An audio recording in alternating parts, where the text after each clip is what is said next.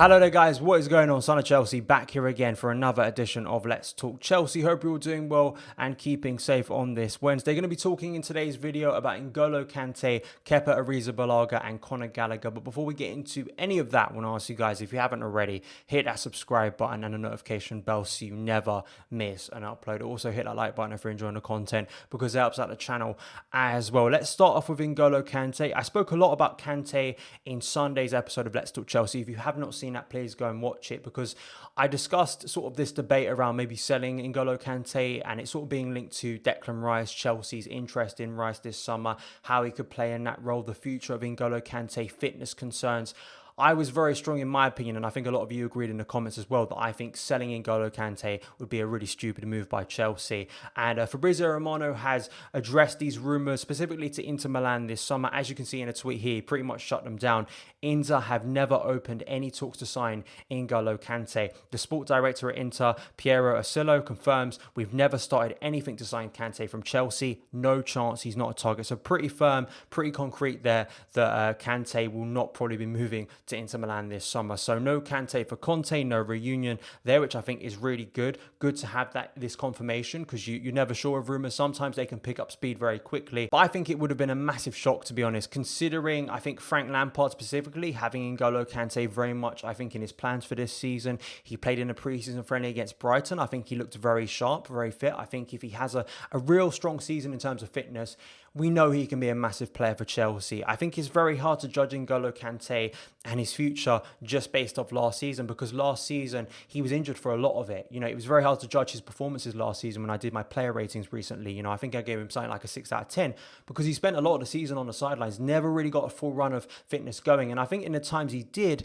he looked really promising. If Chelsea can keep N'Golo Kante fit next season, I think he could be a massive player for us in the centre of midfield. If Lampard wants to play N'Golo Kante as that sort of holding number 6, I think it could be massive for Chelsea next season. I think you saw at the back end of the season when he did play, I thought he was really impressive, really strong in that role. So I think selling him, a massive mistake, a world-class talent, and I think he could be one of Chelsea's top players again in 2021. Please let me know your opinions on N'Golo Kante, his future and his season in the comments below. Next is Kepa Arrizabalaga, the future of Kepa. I've spoken about Kepa and sort of his really poor season in 1920. His future, will he be leaving the club this summer on loan? And Matt Law, who hasn't written a lot recently in regards to Chelsea, came back with this article for the Telegraph. As you can see, Kepa Arrizabalaga will stay and fight for his Chelsea place even if they sign a new goalkeeper. So it's pretty much clear that Kepa will be staying. He wants to fight for his place. I spoke about Edouard Mendy, who Matt Law claims Chelsea have made another bid for.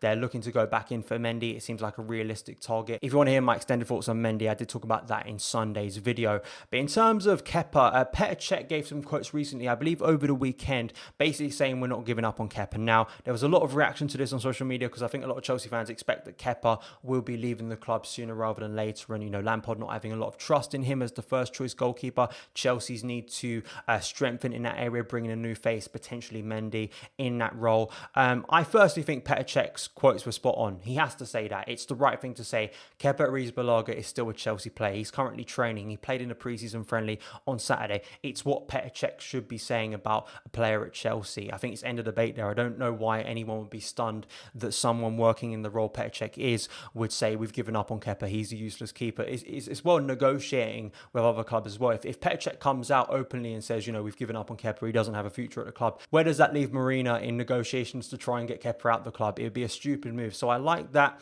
I like the fact that Kepa wants to stay and fight for his place. Now, I can't track back and sort of forget all the stuff he did in 1920, forget his really poor performances in 1920. I spoke about Kepa, I believe it was last week, in sort of an episode about his stats. I think it came from an article in The Athletic really breaking down how poor he was. You cannot get away from that. No matter how you look at the structure of the defence, stats speak for themselves. And those stats showed that Kepa was one of the worst performing keepers in the Premier League last season. He should have been doing a lot better, even with the poor defence in front of him. So that's something you cannot get away from, even if you are maybe a little bit more favourable to Kepa last season. I think maybe, of course, you have to bring up the fact that maybe a better, more cohesive defence in front of him, a more settled team could help. If Frank isn't changing the back two week in, week out, maybe we have a settled back two, Thiago Silva +1, Ben Chilwell for a majority of the season, maybe Reece James on the other side.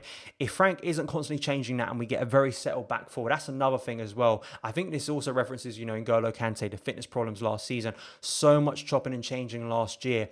If we don't have that, if we have a more settled side, which I think is going to be a challenge for every team based on the congested nature of fixtures, maybe Kepa will return to some good form. Maybe he'll get more confidence, a bit more chemistry. I think it is difficult for any keeper if they constantly see their back two changing in front of him, the chemistry between that. That isn't all on Kepa. I just don't think Kepa's a dominant enough presence for me, and he has to take that responsibility. I don't feel as sure when I see Kepa's name in the team sheet, and I did say at the back end of last season, I think we'd reached a point of no return for Kepa. The fact that he didn't play against Wolves, didn't play in the FA Cup final, and didn't play in the Champions League game against Bayern, I think were massive flags, basically telling you that Frank Lampard, given up maybe a strong word, but I think has lost trust in Kepa, does not see him as his first choice goalkeeper, and why Chelsea are going out there looking for a new keeper. It could help Kepa, it could spur him on if competition came in. If Mendy came in for not a massive price and Kepa knows he has to fight for his place, that could improve performances. I just think there are certain things with Kepa, I just don't think maybe he's suited to the Premier League. I just think maybe his confidence has been hit so much now. I think it's going to be hard to recover and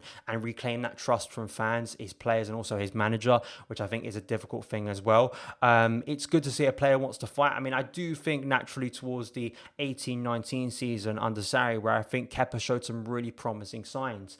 I don't think you can get away from that. I know there are some people who've picked up stats from that season as well, which didn't show he wasn't massively overperforming, but I think he had some big moments during that season. I think obviously negative in the Wembley final against Man City, that whole Sarri incident, but I think he recovered well from that. I think he made some big saves in the remaining games of the season to help us get Champions League football. And you felt during sort of that period, I think it was just before lockdown, Liverpool and Everton, where Kepa came back into the team, 2 clean sheets, made some big saves in, I believe, the game against Liverpool, where you thought maybe it's going to be the same case again in 18-19. He responds to being dropped out of the team, but of course, once we came back for Project Restart, that wasn't the case.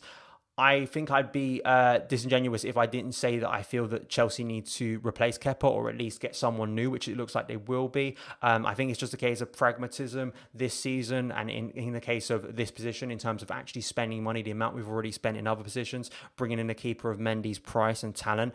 Also, Kepa wanted to stay and fight for his price and wages. Probably difficult to get him off the wage bill this summer. That may change. I think Petr Cech quotes are good at the moment, but I think we're going to have to wait and see if Kepa's future does remain at Chelsea this season. Will someone come in for him in a loan move? Can Chelsea sort that out? If Mendy comes in, will that, trigger a domino effect where Kepa eventually leaves the club? Not entirely sure. Please let me know your opinions on Kepa. The one thing I also want to say just at the end, I think it's important to support the player. Yes, we all have doubts about Kepa. I'm not going to deny those that I've stated on the channel regularly in recent months. But if he does stay, please support the player. Don't abuse the player. Of course, we're going to be critical of these players.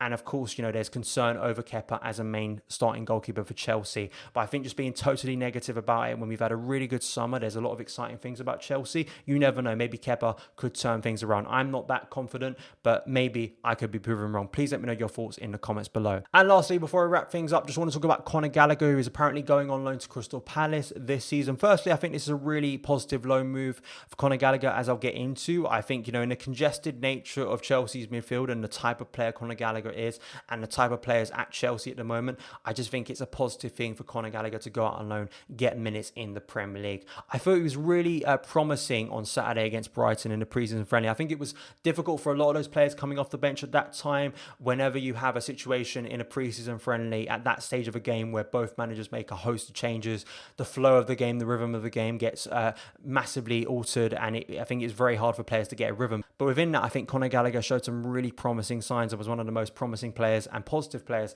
in that second half against Brighton. But I do think this is a good move, and I saw some people dismissing this loan move and sort of thinking, Roy Hodgson, the type of football at Crystal Palace. But the one thing I'm going to say in response to that is Ruben Loftus-Cheek. When he went on loan to Selhurst Park in 17-18, I think that was the making of him, and I think Roy Hodgson really helped to develop Loftus-Cheek. I think that was a really good year for Ruben, getting first team men's football in the Premier League at a decent level, really growing in stature and confidence, and then he came back under Sarri and I think really proved himself there. So hopefully the same will be the case for Conor Gallagher, just because it is Crystal Palace, just because they may not play the most progressive football that you'd want in relation to Frank Lampard's Chelsea. Going to a team we're going to be fighting against relegation, I think it's a good year for character building for Conor Gallagher, and hopefully it will be in the making of him so he can come back to Chelsea stronger in the future. Please let me know your opinions on this loan move in the comments below. But that is it for this edition of Let's Talk Chelsea. Thank you guys so much for taking the time to watch it. If you did enjoy it, hit that subscribe button and a notification bell so you never miss an upload. Follow me on Twitter @SonOfChelsea. Have a great day, and I'll see you again.